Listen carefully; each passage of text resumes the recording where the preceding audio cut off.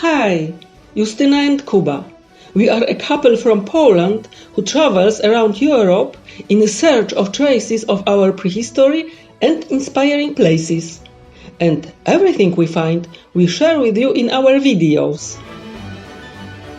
Today, Crete in the Bronze Age and so-called palace in Knossos.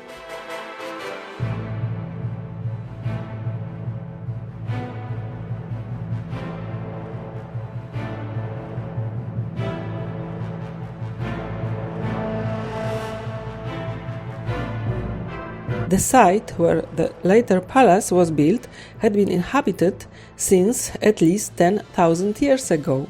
The first buildings, which are now called palaces, began to be built 4,000 years ago. It seems that the entire structure was not built at once, but its parts were added over the years as needed. It is so-called the Old Palaces period.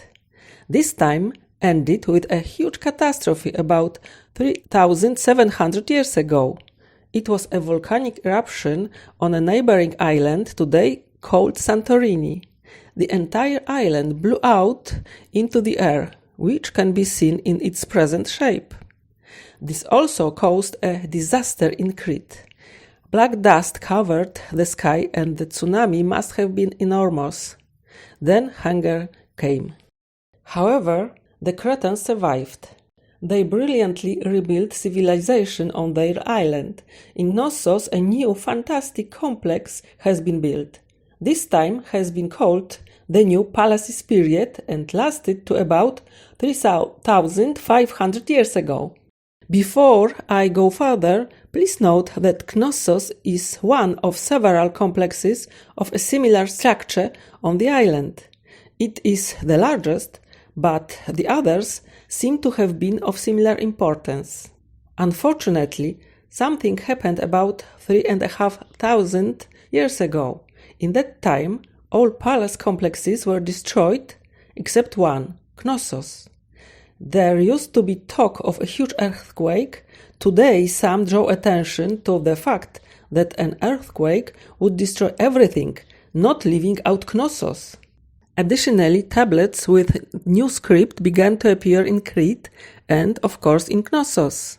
The new script is the one used in Mycenae on the continent during this period. The earlier writing from Crete hasn't been deciphered. Taking all this into account and adding various objects found in Crete, most researchers concluded that Crete began to be ruled by Mycenaeans from the continent at that time.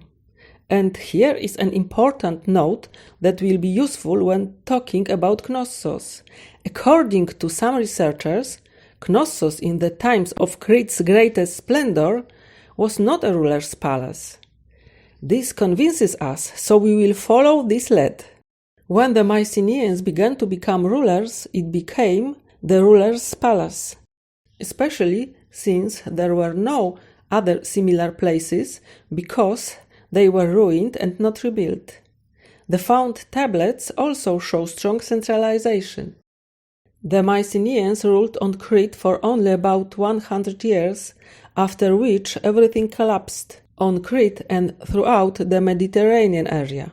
It seems that all of the problems of the last 100 years in Crete were initiated by some internal weakness of the local civilization, and the whole was completed by the attacks of the so-called Sea Peoples.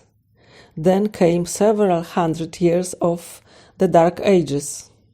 The formerly magnificent palace of Knossos was covered by time.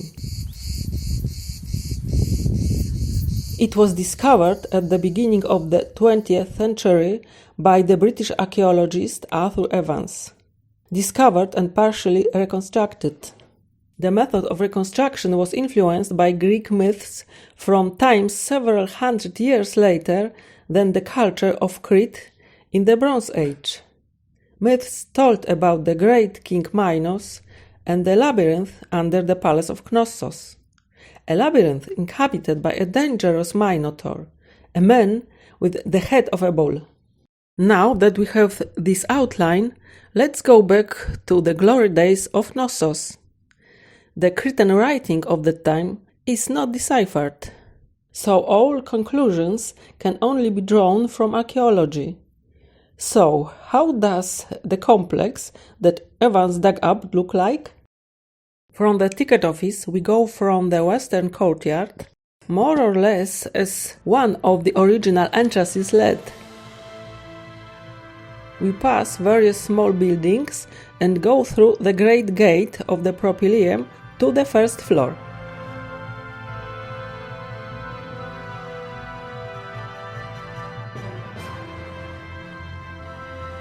We owe this appearance of the first floor entirely to the discoverer, Arthur Evans.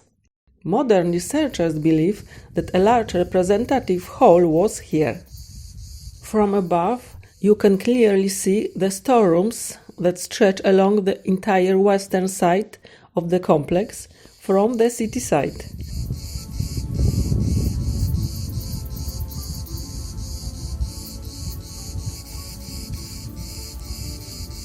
From the side of central court are temples and throne room.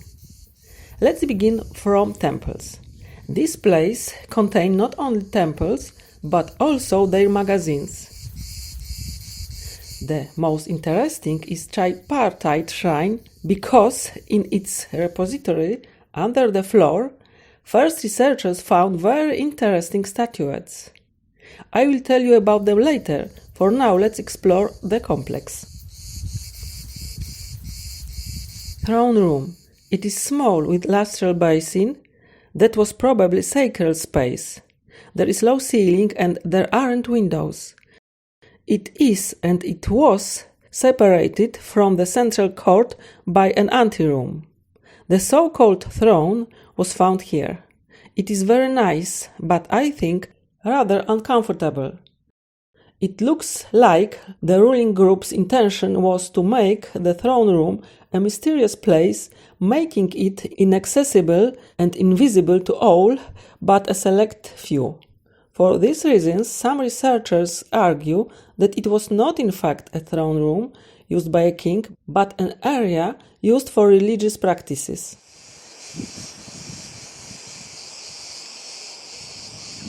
Now let's see the northern part. An open-air passage links and linked the central court with the north entrance. Right and left were two raised colonnades named bastions. Evans reconstructed the bastion on the west side. The passage ends in a large hall with columns and pillars. A large number of engraved clay tablets were found in this hall, suggesting that it was an administrative area. There was another floor above the rooms, accessible from the ground level in Knossos. Above the north pillar hall, it was probably a dining room. View of the complex from the outside, north side. So-called lustral basin, which is probably sacral building.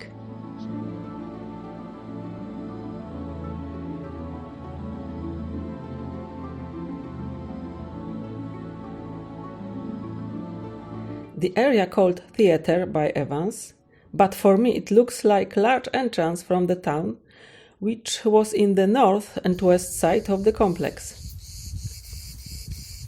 The northeast part contained a large number of storerooms and workshops. A large number of clay cups of high quality was found there, export product of Crete. A beautiful strategy game was also found in this area. It is made of ivory, rock crystal, Egyptian blue, gold and silver.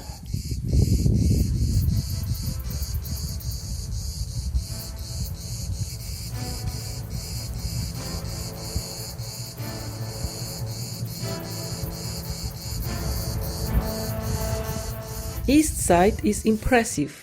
It had 2 stories up and 2 stories down, leaning against the hillside.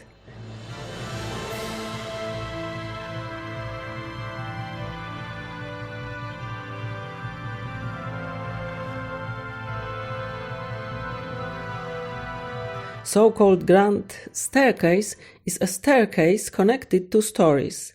It was found where you see it now. It was reconstructed here and there to keep everything from collapsing, but the stairs and their surroundings survived and were discovered by Evans. Even the wooden columns have been preserved. However, it seems to me that the ones we are looking at are reconstructed in place of the original ones, too weakened by time to support the entire structure. A series of corridors, spacious halls, and small rooms are connected to the grand staircase. Evans, who believed that Knossos was the seat of the king, hypothesized that the residential quarters of the royal family lay in this part, with the king's private apartments here and similar ones for the queen. However, modern researchers are not sure about such interpretation. These rooms are dark. You can open the sliding doors on 3 sides, but then the king or queen were as if on display in their private spaces. Moreover, there are workshops and storerooms very close to these rooms, perhaps too close to private space. Some scientists point out one more thing. Such rooms, called megarons, were used for sacred purposes in ancient Greece. It has been suggested that these sites in Knossos would have been more suitable for carrying out religious rituals. To complete the description of the complex in Knossos, it is necessary to present the southern side. When we are on Central Court and we look to the south, our attention will be primarily drawn to the southern gate and so-called horns of consecration. The horns of consecration are connected with the sphere of worship. They were a symbol. Maybe they had some protective significance. Sometimes they were an altar. At Knossos, they are situated so that a line can be drawn through them from the temples along the western wing to the sacred mountain junctures with the sanctuary at the top.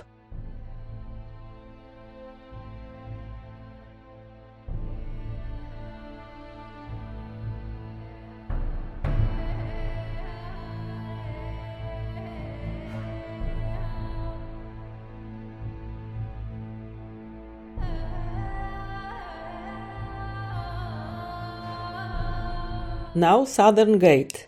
It is totally reconstructed.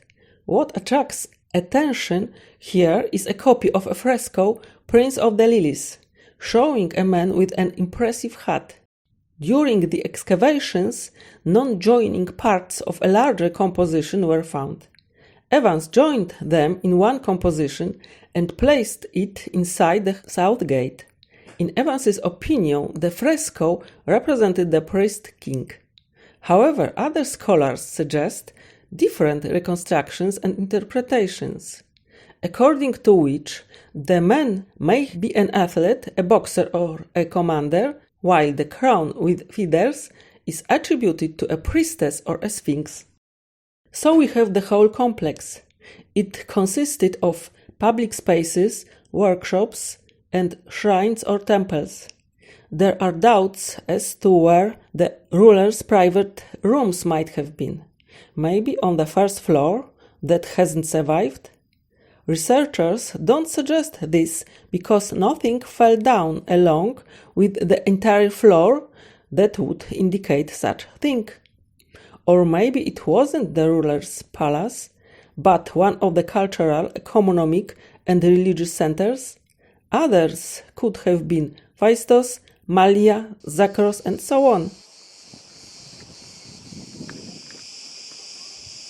Now, let's return to the temple repository in the West Wing, as I promised.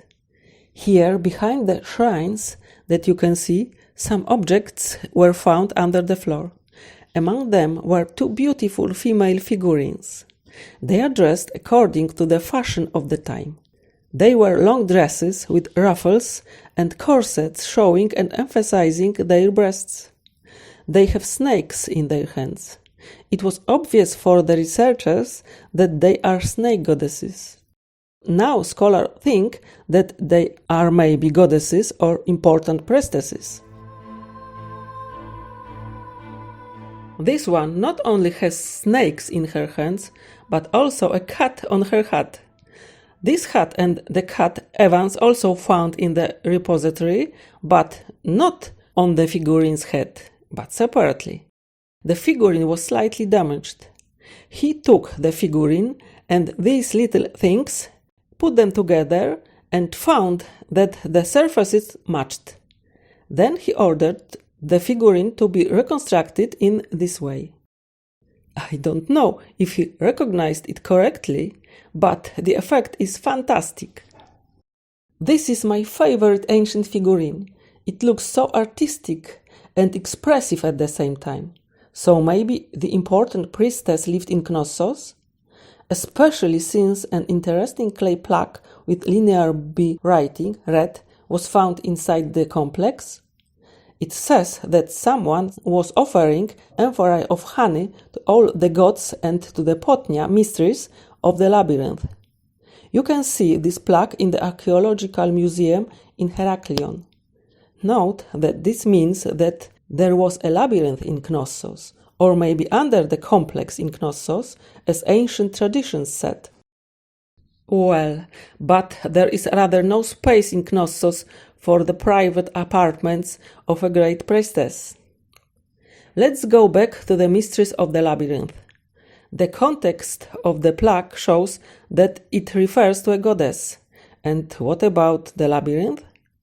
Especially since Arthur Evans in the Palace of Minos in Knossos mentions that there are some underground and rock voids under the palace. This is a very interesting question to which I have no answer. Of course, I mean a labyrinth without a half man, half bull living there, because there is no such thing in the world of living beings. To sum up, archaeological finds and the appearance of the complex itself indicate a religious, social, cultural and economic center, one of several in Crete during its glory time. And after 1450 BC, Knossos was the one ruling center in Crete. However, there were no longer the good days of this civilization. And in all of this, there is an interesting question about the labyrinth mentioned on the clay plaque from the museum in Heraklion. Thanks for watching, please subscribe so you don't miss future content, and till the next time, bye bye!